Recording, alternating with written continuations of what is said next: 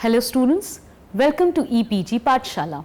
This is Harshita Harshu, Senior Research Fellow at the University School of Humanities and Social Sciences, Guru Gobind Singh Indraprastha University. I am going to deliver the lecture for module De-individuation Theory and Cybercrimes. In this lecture on de-individuation theory and cybercrimes, the students will get to know about the de-individuation theory, its origin and the various theorists trying to define de-individuation. They would also be explained how de-individuation theory explains cybercrimes with the help of examples. Computer crimes have increased exponentially over the years with advancement in technology as hardware, software and network resources become more affordable and available to individuals from all walks of life in the form of smartphones, tablets, iPads, etc. Cybercrimes are crimes committed over cyberspace. Cybercrime is defined as a crime in which computer is the object of the crime or is used as a tool to commit an offense. These types of crimes are hard to detect. De-individuation is a theory of social psychology, generally thought as the loss of self-awareness in groups. It argues that individuals are extricated from responsibility for their actions simply because they no longer have an acute awareness of the identity of self and of others. It is a theory used to account for anti-normative social behavior in domains such as computer-mediated crimes or cybercrimes. In contemporary social psychology, de-individuation refers to diminishing of one's sense of self-individuality that occurs with behavior disjointed from personal or social standards of conduct. Anonymity lets people behave in manners in which they would not behave under normal situations. De-individuation refers to the loss of one's sense of individuality during which the person behaves with little or no reference to personal internal values or standards of conduct. De-individuated states are characterized as pleasurable, where the individual is free to act and impulse and react without regard to consequences. However, they can be extremely dangerous. This can lead to violent and antisocial behavior. The state of de-individuation seems to be brought on by a combination of reduced accountability that comes from being a relatively anonymous number of crowd and shifting attention away from the self and toward the highly arousing external stimulation associated with the mob's actions. Now let us try to understand the evolution of the de-individuation theory with the help of a few theorists' views. De-individuation theory was developed to explain the violence and irrationality of the crowd. De-individuation theory can be traced back to some of the earliest works of social psychology. In his book La Foule, Gustave Le Bon created the theory describing how the crowd psychologically transforms the psychology of its members. He gave the theory of crowd and explained how an individual's mind is possessed by collective minds, which he called the psychological crowd. The observed effect of contagion, where mob or crowd behaved or thought in a uniform manner. Le Bon was criticized for his theory of crowd being controversial, for his theory lacked any data or evidences supporting his point of view, as he only made statements and facts. However, he is also applauded for being the first to talk about psychology of the crowd and other collectives. It is argued that Le Bon popularized his theory, saying that the notorious leaders Adolf Hitler and Mussolini had used his theories. Festinger, Pepitone and Newcomb tried and tested Le Bon's theory of the crowd and in 1952 coined the term de-individuation to describe Le Bon's concept. Their study was to see what happens to an individual when they are treated as an individual in a group or crowd. They hypothesized that when an individual goes into a state of de-individuation, he or she is able to express normally inhibited behaviors and also tends to get attracted towards groups which allow them to do so. They conducted an experiment where a group was made to a fake study where tried to evoke negative feelings towards parents. They found that the members on whom they conducted their study also started to share negative feelings towards their parents and had an attraction to the group they were sharing these thoughts. Thus, the members of the group are de-individuated by submerging and subordinating themselves to the group. The researchers believed that the group members lost the perception of being individuals and instead focused their attention on the group. They thus claimed that as a result of this restraint on individuals' usual behavior, the individual becomes able to indulge in forms of behavior in which when alone they would not indulge. Singer, Brush and Lubin in their study of some aspects of de-individuation, identification and conformity tried to study the fact that a person's uninhibited aggressive behavior is seen in anonymous situations. They stated that a person is not de-individuated until he or she engages in an undesirable or antisocial act and his or her attraction to the group caused their de-individuation to increase. They found that when an individual knew that he has a lot in common with the group and he would not be linked to the social deviation as an individual, then he would confront to the activities of the group. R.C. Ziller in 1964 argued that persons learn to associate individuation with rewarding conditions and de-individuation with potentially punishing conditions. Individuals are subject to de-individuation under specific situational conditions. He suggested that individuals have learned the incentive to take sole responsibility and appear unique when they accept rewards, and under punishing conditions, the individual have the tendency to de-individuate and submerge into group as means of diffusing responsibility. In 1969, P. G. Zimbardo suggested that the normally inhibited behavior may have positive and negative consequences. His study on de-individuation led to his initial theory that anonymity has a large influential effect to creating the state of de-individuation, which a lot of other researchers tried to develop. In one of his studies, the subjects in the experimental condition were made anonymous by using large lab coats and hoods to conceal their identity. Subjects in the controlled condition wore normal clothes and name tags. Each individual was brought into a room and instructed to shock a confederate in another room with different levels of shock intensities. It was found that participants who were anonymous administered longer shocks to the confederates than those in the controlled condition. This study proved the fact that anonymity led people to behave in a deviant manner if an opportunity is provided.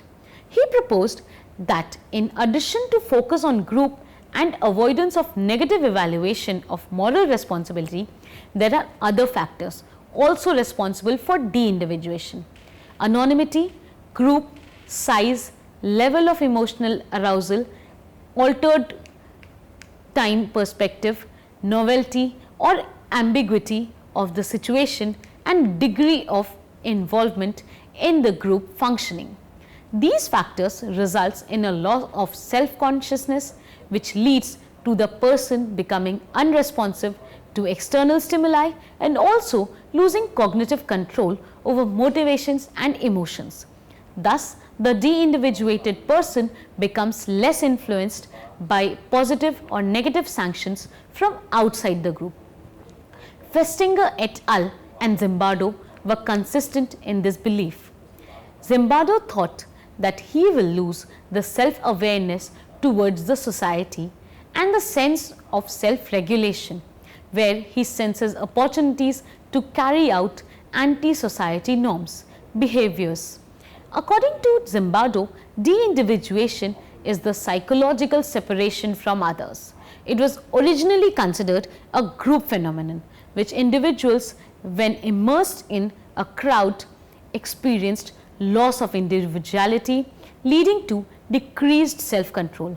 However, Zimbardo's research demonstrated that de-individuation is not limited to group settings and includes situations where individuals' contributions are less identifiable as in dispersed settings. De-individuation theory argues that due to the psychological separation of self from others and a social environment that provides the context for legitimate behavior, individuals have a greater tendency to perceive themselves as extricated from responsibility for their actions, which in turn facilitates deviant behavior. Johnson and Downing in 1979 studied whether situational acts induce the direction of behavior and found their hypothesis was supported and both pro-social and anti-social situational cues induced de-individuation. Nadler, Goldberg and Jaffe in 1982 believed that de-individuating conditions were not only achieved through situational conditions proposed by Zimbardo, but there were other variables as well. Ed Diener in 1980 defined de-individuation as a de-individuated person is prevented by situational factors present in a group from becoming self-aware. De-individuated persons are blocked from awareness of themselves as separate individuals and from monitoring their own behavior. According to Diener, a de-individuated person has a tendency to be influenced by emotions and stimuli that cause unregulated behaviors in them. Diener integrated the concept of self-awareness and self-regulation with earlier thoughts. Zimbardo placed strong emphasis on anonymity in the cause of diminished concern for self-evaluation, while Diener argued that anonymous conditions within a group causing people to lack awareness facilitates de-individuation. Kugihara in 2001 found that larger the group size, greater the anonymity experienced by the group's members, hence stronger antisocial behaviors, actions that oppose a society's approved standards of conduct. Munn, Newton and Ince in 1982 claimed that de-individuation theory implies that anonymity provides an individual with protection from the social disapproval or rejection likely to follow from non-adherence to the norm.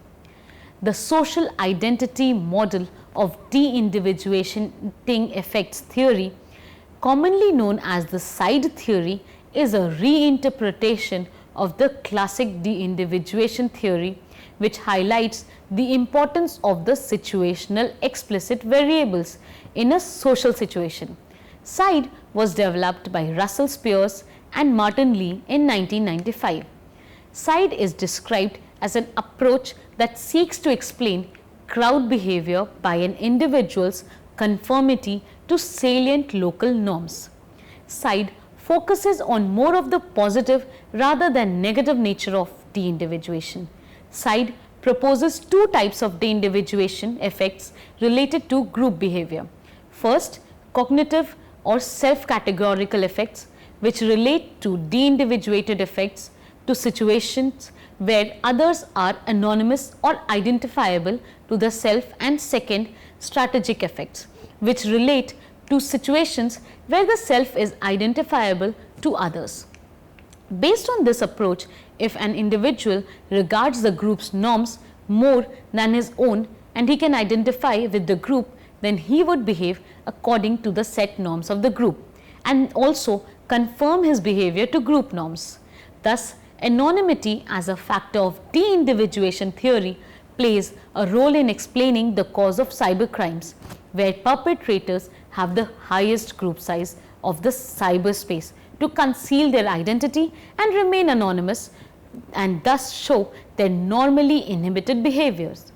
When applied to internet, Kiesler et al. In 1984 argued that anonymity afforded to the individuals online can result in de-individuating effects, similar to the effect of the crowd.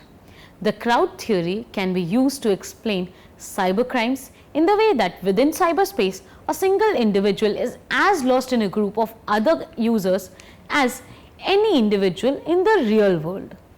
The power of anonymity and membership of group has been used by theorists to explain how an individual's behavior can be shaped to produce anti-normative outcomes.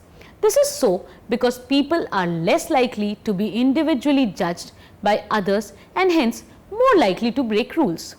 Side differs from the de-individuation theory as suggested by Le Bon and other theorists in a way that the latter proposes loss of identity and or a consequent deregulation of social behavior via self and social norms when immersed in the group, while the former said that social identity conditions in the group led to an increase in the salience and role of social factors, social identities and associated social norms. Side suggests that group membership such as internet chat rooms leads to stronger social identity because in anonymous conditions, group identity comes to the fore and enhances social identity. Let us see how de-individuation theory explains cybercrimes. In their research, Douglas and McGarty used computer-mediated communication to study how people communicated with each other via the internet when their identities were anonymous. They found that people whose identities were unknown showed a greater tendency to exchange flaming behaviors, which include sending hostile and threatening messages to others online in chat rooms or through instant messaging. Another study involved the effects of anonymity on de-individuated behavior online and examined the tendency for adolescents to disclose sexual information to others over the internet. Based on the survey responses, it was found that males were more likely to engage in sexual topics over the internet if they knew their identities were concealed. The study thus concluded that the greater the anonymity people perceived, the greater the intent for sexual disclosure, which supports the de-individuation theory idea, and that higher the anonymity, stronger the chances of less inhibited and often socially unacceptable behaviors. De-individuation theory has been used by researchers to describe the sense of anonymity that individuals experience when they are using information technology. Research suggests that virtual workers may experience the psychological state of de-individuation as a result of being temporarily and spatially dispersed from other organizational members. With immersed computer-mediated communication, the internet participation has become highly viable as there are no names or identity, but only bits of information is exchanged. The computer-mediated communication include alienation from the social relations in the real world. The users are liberated from face-to-face interactions and restrictions of everyday identities. The identity is partially or totally hidden, facilitating anonymity or pseudonymity. Anonymity refers to a quality or state of being unknown, unnamed, unidentified or unrecognizable. Pseudonymity can be considered a state of partial anonymity. With the increase in accessibility, user friendliness and availability, internet participated has become viable medium to supplement and even replace the traditional means of interpersonal contact. Anonymity and pseudonymity are intrinsic to and inseparable from cyberspace because a computer serves as the medium through which interaction is facilitated. The concept of anonymity and pseudonymity of de-individuated persons well explain the growth of internet or cybercrimes, where an individual can remain unknown to the virtual world of cyberspace and yet so active. De-individuation theory argues that an individual can feel extricated from responsibility for his or her actions simply because that person no longer has acute awareness of identity of the self and others and of the social environment that provides the context for the behavior. In this process, the social group to which a person belongs becomes the focus of attention, which decreases self-awareness and self-regulation. Anonymity leads an individual to be less aware of himself while the focus is on the social group where he is. Self-awareness and self-regulation, when decreased in a state of anonymity, causes a person to shed his inhibitions and behave in a manner which may be a form of deviance. Thus, an individual in a state of de-individuation due to the anonymity in internet interactions is easily provoked to commit cybercrimes or fall prey to cybercrimes like pedophilia, etc. The feature of being anonymous has many benefits for the internet community, as they can participate in legitimate activities, illegitimate activities, fantasy world and controversial discussions hidden in a group, as is discussed by various theorists of de-individuation. The increasing trend of cybercrimes brings forward the negative potentiality of the de-individuated people. Anonymity or pseudonymity on the internet gives the internet participants a suitable environment to release themselves from traditional constraints and get de-individuated in cyberspace among hundreds and millions of other users. They can thus behave in a deviant way by being more part of a group than by oneself. An individual may not hesitate in downloading a pirated software or hacking a site or cyberstalking or watching a pornographic site, being lost in the cyberspace and understanding his identification is lost. In the virtual world of cyberspace, the de-individuated person will take to cybercrimes because he is on the internet and not physically interacting with anyone or anything, and because his actions are ostensibly outside the purview of monitoring, does not feel the need to second guess a questionable behavioral choice and does not feel compelled to regulate a tendency toward unconventional acts. In a country like India, where society holds a very important place, it becomes even more important to have a good face to show to the society. In India, culture, society and other people's views matter more than the view or likes and dislikes of oneself.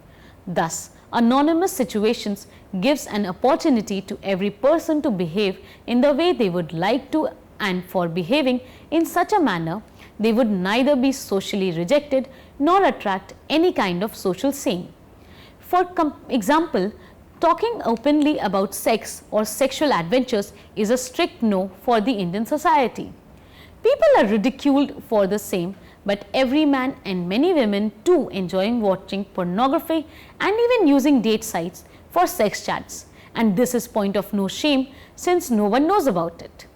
Thus, in anonymous situations provided by the internet, an individual led to the state of de-individuation where he sheds the inhibition of talking about sex or knowing about sexual adventures and participates openly knowing his identity would not be revealed. De-individuation theory and software piracy is something we should know about. De-individuation theory also explains software piracy, which is also a cybercrime. Software piracy is the illegal copying, distribution or use of software. Software piracy is the unauthorized or illegal copying of software product without permission from the one holding copyright. A person who would not involve himself in stealing or looting would not mind doing so on the internet. An individual, when presented with the opportunity to download pirated software, may do it simply because he has lost himself in the cyberspace. In this state, he benefits from being conscious of the physical distance, from being oblivious to the significance and real world implications of his actions. A potential software pirate on the internet, because his actions are ostensibly outside any purview or monitoring, does not feel the need to second guess a questionable behavioral choice and does not feel compelled to regulate a tendency toward unconventional acts. In such a scenario, perceived or actual anonymity has induced a state of de-individuation, which has consequently contributed to participation in internet software piracy. Let us now summarize the whole lecture. The de-individuation research implicates anonymity as one of the major factors that influences normally inhibited behavior. According to de-individuation theory, anonymity contributes to an individual's loss of self-awareness and loss of concern for self-evaluation within a group setting, enabling the individual to participate in anti-normative or aggressive behavior. The second approach side contends that anonymity within a salient group will encourage individuals to identify and act with the group. The de-individuation theory explains the psychology of not only the cyber criminals but also of the people who are a target and the increasing trends of cyber crimes.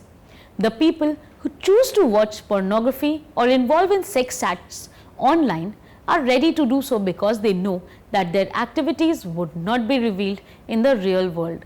The concept of anonymity has led to the people engrossing into more and more illegitimate or immoral behaviors in the cyberspace, as they believe there is no one to monitor them or keep a check on them. The deviant behavior of de-individuated persons is due to the fact that their identity is hidden completely or partially in the cyberspace. Many people enter chat rooms in fake names and citing fake age to lure people of younger age for sex. Cyber crimes of any sort have been possible due to fake identities and anonymous nature in the virtual world being so easily achievable. De-individuated people are able to perform actions which are inhibited in them due to societal or traditional pressure or restrictions. It can thus be concluded that anonymity plays an important role in influencing the psychology of people, especially those who inhibit certain behaviors due to societal pressure. Such people, according to Zimbardo or Festinger et al. And certain other theorists of de-individuation, feel free to shed their inhibitions in an anonymous situation, as explained by Le Bon in his theory of crowd. The theory of crowd is mostly related to real world, while the anonymous nature of de-individuation theory explains the psychology behind cybercrimes. A person's identity impacts their thoughts and feelings, and hence can influence the type of person they wish to associate with. Many factors in cyberspace can affect interactions, such as the anonymity or identifiable nature of sites visited. The changing face of the computer technology has led to the proliferation of the use of computer technology as an important form of interpersonal communication. As computer-mediated communication keeps an individual anonymous, therefore it becomes the choice of the individual to go for a positive approach or negative approach. Thus, anonymity and pseudonymity explains the de-individuated behavior, which in turn explains the increasing tendency of cybercrimes. Thank you.